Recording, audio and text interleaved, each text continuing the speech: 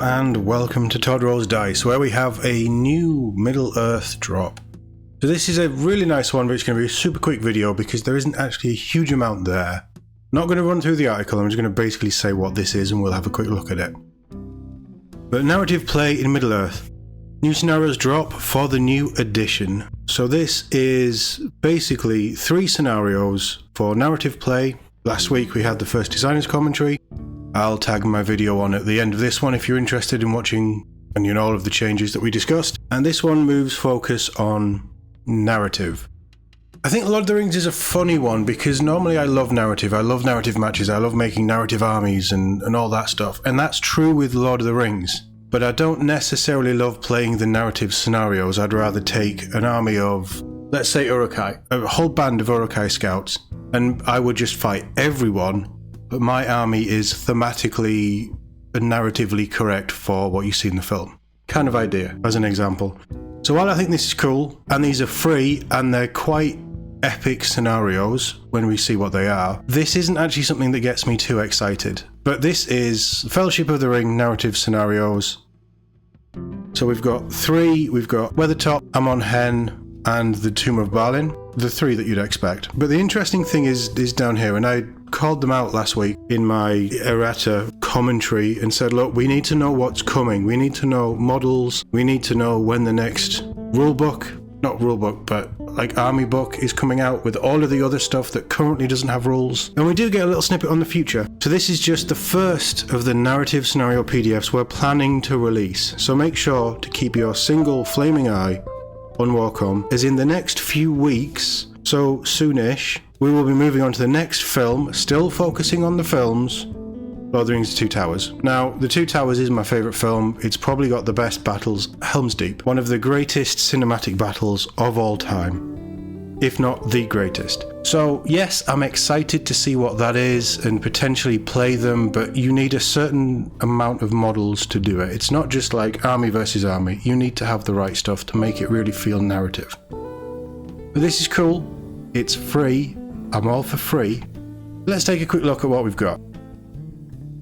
Weathertop, which is Frodo, Sam, Merry, Pippin and Aragorn Strider with a bow, and they are being attacked by Witch King of Angmar, who has 1 attack, 1 might, 10 will and 1 fate, but he has the Morgul Blade, and 4 Ringwraiths, 1 attack, 0 might, 7 will, 0 fate. So very dumbed down. As you expect early on, they're not quite as powerful yet. They're still powerful, but they're not quite as powerful yet. And if you have the Weathertop setting that Forge World did, 20 years ago, 15 years ago, then wow, you're going to have an amazing time with this. But there's special rules for flaming brands. Obviously the Aragorn Weathertop model has the flaming brand, beautiful model. And he doesn't arrive on the board, but from turn 2 onwards, you roll a d6. On a 4-up, he arrives. So 50-50 chance for Aragorn to arrive, which gives the weakened Nazgul a little bit of a chance. Yeah, so that's cool. Balin's Tomb is the entire fellowship. So again, Frodo with Sting and the Mithril Coat as they've left Rivendell. Sam, Merry, Pippin,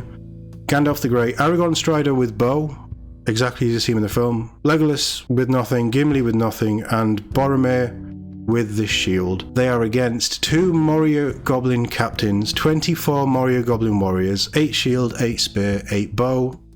Fairly even split, makes sense. And 1 cave troll with a hand-and-a-half weapon. It's just recreating that iconic fight. And it's brilliant, isn't it? And again, they did a terrain piece. It was more of a display piece. But you could use Balin's Tomb as terrain, and it tells you how to lay everything out there. Basically, can the Fellowship survive the ambush? Game lasts for 10 turns. Oof. And yeah, when a Goblin Warrior is slain, keep it to one side. At the end of each evil player's activation phase, each Goblin Warrior kept aside in that manner may re-enter the board from one of the entry points. So they return to the fight. They have a cave troll, so you have a cave troll as well. Any Goblin moved through immediately suffers a strength 3 hit. And any goblin that the cave troll finishes its move on is automatically slain as it charges through the door, so very thematic there. And the cave troll has a +1 fight value in a turn in which it charges.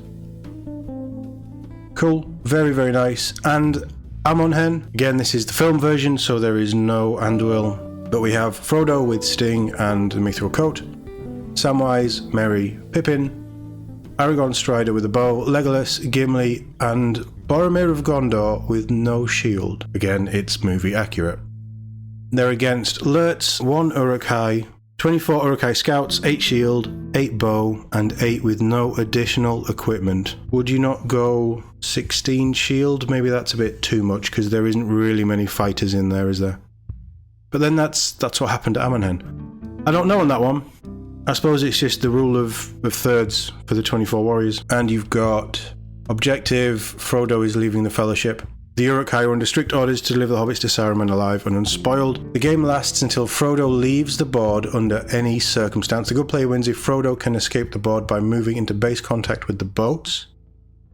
The evil player wins if Frodo is captured. The enemy player can claim a draw even if Frodo escapes the board via the boats, as long as they have captured any 2 of the remaining hobbits. So very much like the film. Should a hobbit suffer their final wound, instead of being slain, they will recover a single wound and then be knocked out. Treat them as under the effects of the Paralyze magical power. Enemy models treat a knocked out hobbit as a heavy object. Should a good model end its activation in base contact with a knocked out hobbit model, they will automatically revive them and the hobbit model will act as normal from then on, although they begin their activation prone. Should an evil model leave the board whilst carrying a knocked out hobbit, that hobbit is captured. Enemy models may not leave the board via the River Anduin on the western edge of the board. And Legions of Isengard, at the start of each of the evil player's activation phases, they may roll a d6 for each evil warrior that was previously slain. On a 4-up, so 50-50 chance, that model may enter play anywhere on the northern, southern or eastern edges of the board via the reinforcement rule. So again, a never-ending tide of enemies, very much like the film. Yeah, they'll be fun. If you've got the right models for it, you'll have a good time playing them, I'm sure. And it's something that I would love to play, I'd love to have the scenery for. Amon-Hen, not necessarily, although there is the tomb, like the crypt monument. But I'd want a game board with that western edge is a river and a couple of boats, and obviously a thick forest. And then for Balin's tomb, I'd want it to look like the tomb. And then for Weathertop, I'd want Weathertop. I'm my own worst enemy for this stuff. But this is nice. It's good that it's free. I love that we're getting stuff like this. The game is still very early in its sort of new edition phase. They're still figuring it all out. There's so much to come, I think. Kinda sucks that at this point they still have to follow the licensing agreement, which is focused film first and then books. I hate having to wait for the army that I want. I mean, I could be buying miniatures, but I'm not. But I could be. But part of me just thinks that maybe we're not going to get rules for so long. It's, you know, I don't really trust Games Workshop with stuff like this, especially when it's miniatures that are available but they don't have rules. Who knows? Hopefully we find out soon. Let us know, Games Workshop, because this is getting a bit insane that we don't actually know what's coming, other than here's a free PDF in a couple of weeks. Still very vague, but it's nice to know that it's coming. And obviously after that we're going to get Return of the King. Hopefully they're going to do The Hobbit as well, and then we've got 3 separate sets of scenarios.